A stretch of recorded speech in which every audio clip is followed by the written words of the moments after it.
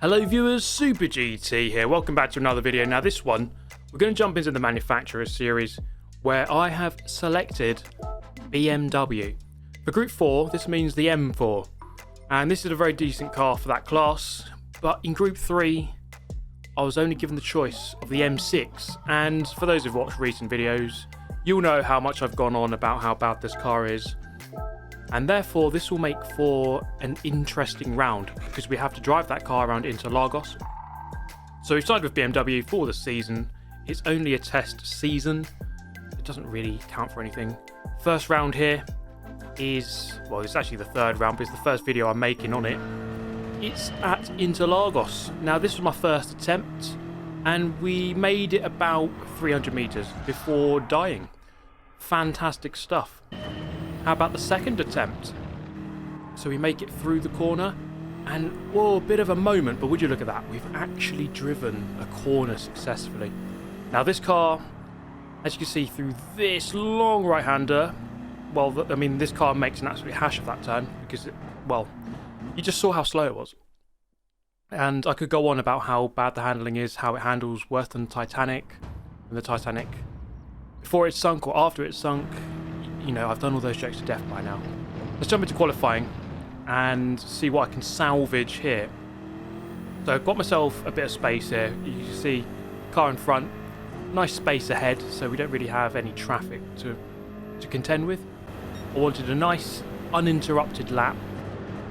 Now, for those who haven't watched my previous videos on this subject matter, the BMW M6, in real life, great car. In the game, it is very, very loose in terms of handling. And you get on the power, back end wants to slide around, it's very easy to do that. So it's not an easy car to drive at all. You see already here, being overtaken on a qualifying lap, which is never a good sign. Into the infield. This is where this car doesn't really excel. It's all about handling through here, which is what this car doesn't have. And it's this right-hander, as I demonstrated on the practice laps, it just takes forever to go around that turn. And losing out clearly to the Toyota Supra up in front there. And I think it's quite clear to see that this, you know, I'm basically wrestling this car around the circuit. First times coming in here, high 30s, low 31s for qualifying. As we cross the line here, let's see what our lap time is. It's a low 32, so we're definitely off the pace. But that was only our first lap. We need to improve, get well into the 31s at a minimum. Absolutely obliterating the track limits there on the Senna S. But that's just par for the course round there. Into the infield. Catching back up with this Supra quite curiously. I think I was just taking slightly better lines than this guy. Getting a 30.9 that time around, and then this guy with a hint of paranormal activity. Not sure what was going on there, but he just warped into another dimension. It's that kind of speed that I could do with, I think. He could warp forwards around the lap. Now, this was my next lap after the 30.9, coming up to the finish line, and I was really close to the guy in front in terms of lap time, so I knew that if I could just get even just a tenth of an improvement, I could move up a position, maybe 2 positions, and they all matter going into the race. Coming up to the line, going to be 0.012 improvement, and it doesn't actually improve my position, but it bodes well in terms of consistency at least. Now, I had one more opportunity to set a faster lap here, so it was all or nothing, all the pressure's onto this lap. And it's taken me a good couple of laps here to try to get to grips with this car, excuse the pun, as I really have to underdrive this car. If I push 100%, it is so snappy, it's very easy to lose control, to oversteer, to turn too much and then to have to correct and then steer the other way too much, losing loads of time or spinning out. But there's lots of ways that this car can kill you, and probably will kill you. And just trying to find that correct balance to drive it as quickly as it can be driven is quite tricky actually. But it's a good challenge, as I have hinted at in many of my recent videos. As I said earlier, just trying to manhandle this car around the circuit is not an easy feat. As we cross the finish line there, we go about a third of a second quicker and jump up a handful of positions up to 6th. My next lap was actually a little bit faster until that mistake, just kind of showing you how easy. I mean, that was such a nonchalant little spin. Ultimately finishing in 6th and actually half a tenth away from 3rd. So things, weren't too bad. Fairly promising going in. We've got a nice Fanatec quadrant livery here, courtesy of the FLG Forza livery guy. And jump into the race. 19 laps of Interlagos. This is going to be one of those races where it's a case of just be patient, wait for the opportunities, don't spin out. And 19 laps is about half an hour of racing, so there's lots of potential. You could crash out at any one of those corners for half an hour. Very easy to do. So I've just got to survive, make sure I just keep the car nicely caressed around the corners. Really be gentle to the car, rather than fight it too much. If you fight the car too much, it wants to punch you back in the face. Whereas if you gently lull it around the corners, it's much more willing to do so. So we're going to write a nice little melody with the BMW M6 here around Interlagos. And that's probably the craziest or weirdest way I could have put it, but I think you kind of get the picture. Now, in the picture right now is me dropping time immediately to the 5 cars in front. Now, the guy in the lead in the Alpha was way quicker in qualifying. He was like nearly a second quicker than me, and he's already scampered off into the distance. But the guys 2nd, 3rd, 4th, 5th, they're still there. There's still a chance, a vague hope that we could potentially move forward. Now, first lap there was really just about maintaining position, not doing anything silly. And I just try and actually get those words out. Now, the Spaniard there gets run wide on the exit of turn 4. This means we can move up a position. And there's this sort of opportunism which we would have to take advantage of during the race. Really just trying to pick our way through the order when the other guys begin to fight a little bit too much. And it's a method that's really worked for me in the past before. Just stay in the race, don't do anything too silly, don't fight too much, and then you strike, when the moment is right, and ideally towards the end of the race. And at the moment, it's okay. We've moved up 1 position.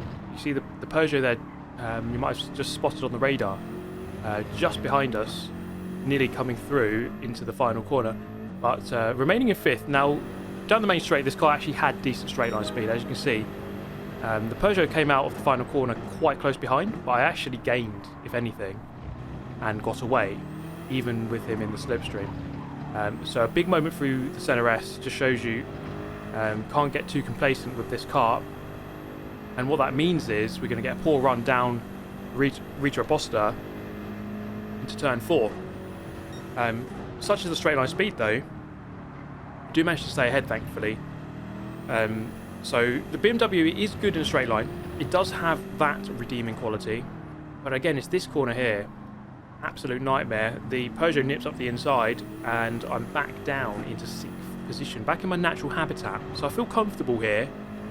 And to be fair, look, 5th is just there, 4th, 3rd, well within sight. It's a 19-lap race. We've still got 25 minutes here to just pluck away a couple of positions, a couple of seconds.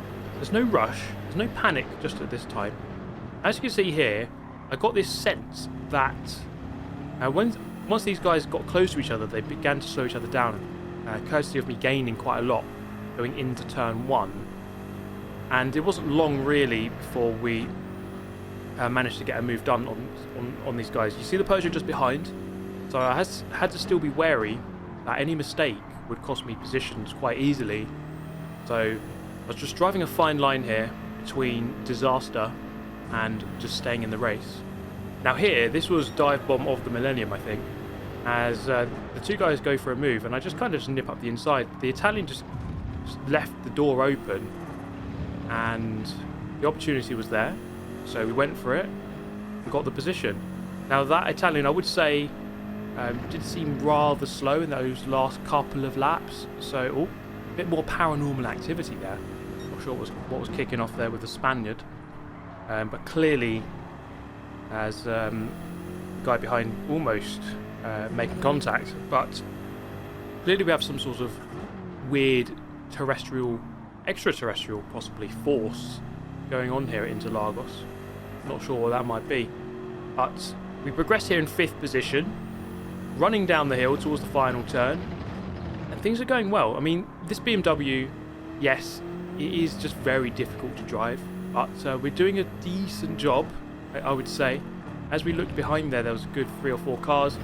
There's another moment through the Centre S, and it's that corner that I was constantly having issues with, as you're desperately trying to get on the power as early as possible to get a good run down this straight. Well, the car wasn't really complying with me a lot of the time, and what that means here is that the Porsche, driven by the German here, is going to get a run on us down in towards turn 4. So we lose the position, and it was really a case of gain position, lose position, gain position, lose position, as I kept making mistakes and just trying to find that perfect balance, again, as I said, between pushing enough to drive quickly but then not driving too fast that you make mistakes, the car loses control. It was quite difficult to get that dead right the entire race. Now, by this point here, this is lap 9, another big moment there through turn 11. You see the group of 3 in front. They're about 2, 3, 4 seconds in front. And I was kind of in a lonely little world here. But then by lap 14, I began to catch back up with the German just by really putting in some consistent laps. A lot of my previous laps, mid-33s. And I was at least being consistent. That was good.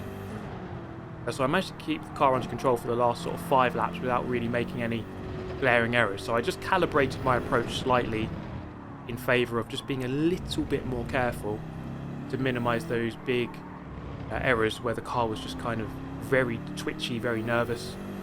And it seemed to work, as we are now in with a shout of 5th position. But I was still very curious about gaining on that group or the battle for 3rd. The German here decided to go defensive quite early, so he's already set his stall out in the sense that he wants to defend the position. I was looking ahead. I mean, I was quite willing to work with this guy to let him stay ahead. You can see I give him a bump draft. I was quite willing to catch up, or at least try to catch up with that group in front. You can see we are gaining, and I had one eye on, where I was driving, and one eye on that battle in front. And you see they're fighting very hard, and every time they do that, they're going to be losing plenty of time. So lap 18 here, German just has a bit of a moment on the curb, and we're going to go up into 5th. And you can see we are definitely gaining on this group in front. 1.5 seconds behind now, constantly going side by side into corners.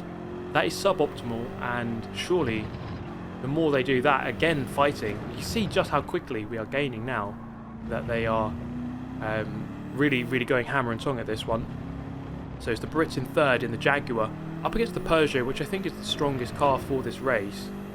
So with a lap and a half to go, we've really just been patient throughout this whole race. It's been going on for 28 minutes by this point, and we sort of have half a shot at gaining another position. We started in 6th, currently in 5th. If we can gain 1 or 2 more, that would be great. Up onto the main straight, into the first corner of the final lap, lap 19 of 19. As you come through the Centre S, the moment here, you see the car again, massive moment, almost losing control, just about gather it up and keep going forward. But very bad timing for me there. Unfortunate, but I had to push, I had to be aggressive, because I was very close to possibly gaining a position or 2. And you can see, as soon as you push, this car just wants to spin. It wants to kill you. So it's not the most safe machine in Gran Turismo 7, it must be said. So yes, we've lost a lot of time, but we can definitely gain it back. We saw how quickly we gained on lap 18, and already we've pretty much halved this gap. These two really are fighting very strongly, and on the last lap, that's usually going to be the case as they make contact on the exit of the corner. Smoke coming up after that collision, and look how close we are now to the Peugeot. Is it possible to go up the inside here into turn 11? Not quite able to do it. How about into the final turn? He's not going to defend, but he brakes a tiny bit too late, goes a little bit wide. We're going to nip up the inside on the exit of the corner, get the drive, get the power. The BMW can't be surpassed in a straight line, not by the Peugeot. And we move up into 4th place, right at the end of the race. Not enough for 3rd. I think I might have been quicker in these last couple of laps, but really courtesy of their fighting, we've run across the line in 4th position. And I know it might not seem like a lot, but I think to wrestle that car, which is so snappy and wants to kill you at every opportunity, I think to wrestle that car to a 4th place after starting 6th, I think it's an achievement just to finish that race, to be honest, without having a glaring error. Now, after this race, I thought I'd test out some of the different cars and see their performance differences. I did 6 laps in this BMW. I did 132.0, slightly different conditions in the race. But then I thought I'd jump into the Peugeot and see how quickly I could lap this car. And the results were actually quite interesting here, because as I came across the line, my fastest lap was at 31.8. It's only 0.2 quicker than the BMW. But this is in time trial, and you have to understand that the conditions are slightly different. So the fuel, it says full, but it feels like light, a fuel load. This is the BMW Sprint model, and I tried it with traction control on 1. This car is basically the same car as the endurance model. It's the same car, handles the same. And it actually felt a lot better through that turn with the lighter fuel load. And we actually set a 31.8, which pretty much matches the Peugeot, which was really interesting. It felt really weird that I was able to do that. I jumped into the 4GT. This car has been quite good in the Deep Forest race this week, managing a 31.6 quite quickly on lap 2. And then through the Center S, this car was a little bit ropey as well. It was definitely fast and lots of potential. You can see here on the exit of the Center S, just losing traction on the exit of the corner and spinning out. Ultimately, I went a little bit quicker on lap 5, 31.6 as well. And that car was very good. That was slightly quicker. Then I bought the BMW Z4. This is the car, this is the Group 3 car that I probably should have bought rather than the endurance model for this manufacturer's season. Now, my first thoughts was that it was a little bit understeery, but it was definitely a lot more stable than the M6. And after 5 laps here, I was able to lap twice in the mid 31s, 31.5 there. So that's actually, of all the cars I tested, this was the quickest one.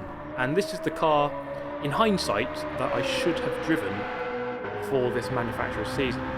So just a word of warning, if you do want to use the right car for your manufacturer's season, make sure you buy that car first and then sign the contract.